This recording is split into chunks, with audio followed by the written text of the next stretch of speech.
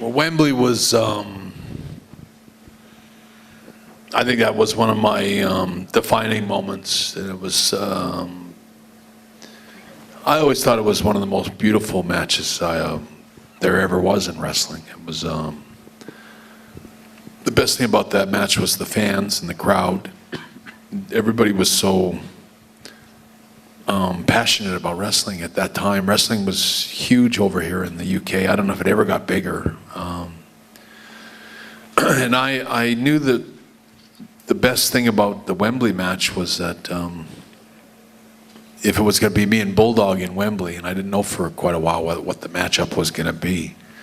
And I was the one that suggested Bulldog. And I know that there was 2 options, and I heard about it from Hacksaw Jim Duggan and Mr. Perfect, who were doing the commentary back in those days, and they said it's either going to be Wembley Stadium against the Bulldog, or it's going to be Washington Cap Center against somebody else. They didn't know who for sure. And so I thought about it, and I thought, well, I'm going to go in and suggest to Vince that if it's England, that it should be the Bulldog, and if it's the Washington Cap Center, it should be Shawn Michaels, because they had him in mind for me to work with. And you know, lo and behold, I did eventually found out that I was working with Davey, and I told Vince when he first booked the match, I said, you better put us on last. I said, but nobody else will top it. I promised, I said, it'll be one of the greatest matches that you've ever seen, period. And I remember he came to me a few weeks later as the summer went on and said, I hope you can top it because you're on last. We changed the whole card to put you guys on last because he basically told me, he goes, I don't think anybody can top you guys, so we'll have to put you on last. And the funny thing about all that is I did have a rehearsal match with Davey before he got injured that summer, and it was probably about end of June or early July, but we knew we were wrestling at Wembley, and Vince threw us in just a match to see how well we could kind of click together and jive. And it was funny because I remember we went to the ring and we had just a shitty match.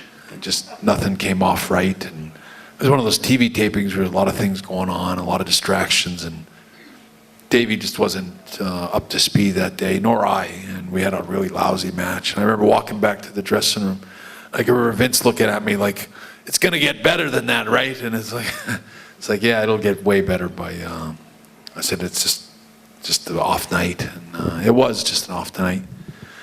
But Wembley always stands out because I knew at the time that, I knew I had a really strong following here in England. Like, I would say my following here in England was just every bit as strong as Davey's following, and maybe stronger. But it was pretty easy for me to understand that the way the storyline would go, that the British fans would have to back the British guy in the match, and that as much as fans loved me, they would go for Davey in the match. And at the same time, I also knew, I said, nobody knows much. It could go either way. Davey wasn't losing too many matches in those days, and you know, I was the champion, so I wasn't losing too many matches. And it had that nice question mark about, like, I don't know who, like when you really think about it, it's like, who's going to win? Maybe it'd be a disqualification or a count out or some kind of an exit where neither one of the baby faces loses any value. Like, I could still win, and Davey's. There's lots of outcomes that you can put in place that protect both wrestlers and keep them both strong. Like, it could have been, but being on last at the end of that show, you almost know that, okay, it's got to be a clear-cut decision for this last match. It won't be a count out or something. And I always thought, I knew months and months before the match ever happened. I said, the beauty about this match is no one knows what's going to happen.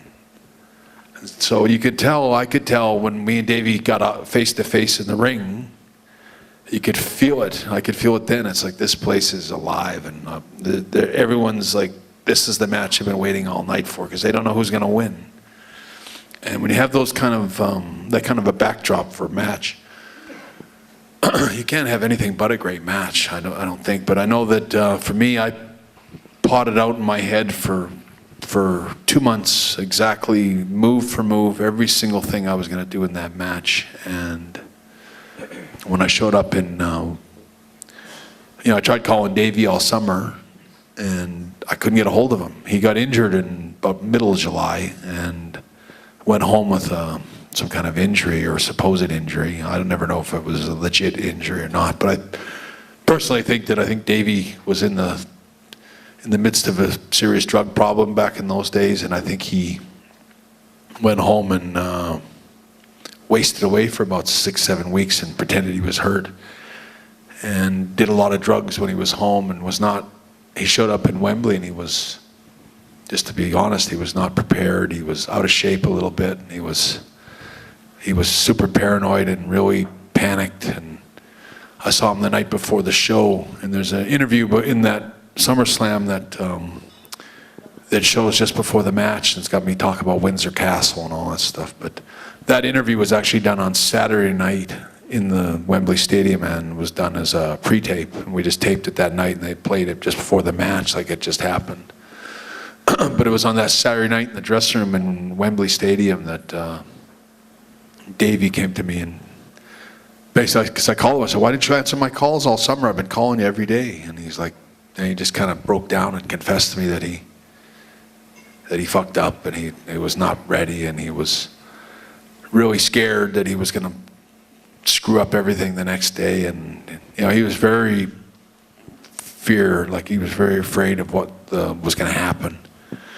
And I remember I told Davey, I said, "Davey, you're going to have to just trust me. Trust everything I say and everything I do, and just trust me, and I'll help you. I'll carry you all the way through this match, and I'll make sure that we get this whole story of mine is going to come out whether you like it or not. We're going to do this thing my way, and you're going to be a great champion tomorrow, whether you know it or not. And you're going to have to follow my storyline here." And giving Davey all his credit, I mean, he did show up the next day, and he listened to every word I said, and we had this great match. But I know that for me, that match was just such a great match. I know that fans here in England that were there for it, whenever I see fans that say I was at Wembley, I always go, "Where were you sitting?" Like, I hope you had a good seat, because that was maybe one of the greatest matches of all time. And I couldn't have given more or spent more from my body that night. Probably that and the Iron Man match were the two hardest matches I ever had, but I know I gave it all. And the hardest part of the match was carrying Davey for 45 minutes. I can remember the very first sequence of moves that me and Davey and I had down in the ring, and it was only about 2 minutes into the match that Davey gasped up to me that he was fucked.